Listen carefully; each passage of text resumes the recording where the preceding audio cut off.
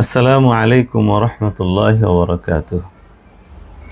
রসুল্লাহ সাল্লাল্লাহু আলাইহি ওয়াসাল্লামের আহাদিসে মুবারকার মাঝ থেকে ছোট্ট একটি হাদিস, অত্যন্ত তাৎপর্যপূর্ণ একটি হাদিস আপনাদের সামনে উপস্থাপন করছি।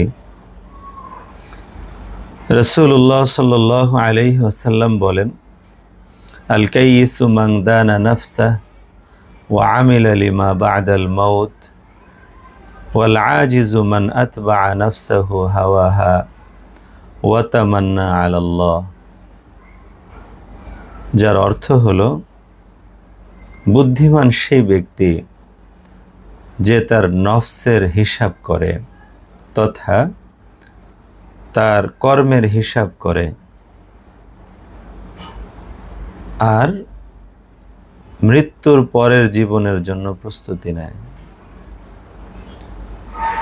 অসহায় ব্যর্থ ওই ব্যক্তি যে তার মনোপ্রবৃত্তির অনুসরণ করে, মন যেভাবে চায় সেভাবে চলে আর আল্লাহ পাকের উপর শুধু আশা করতে থাকে।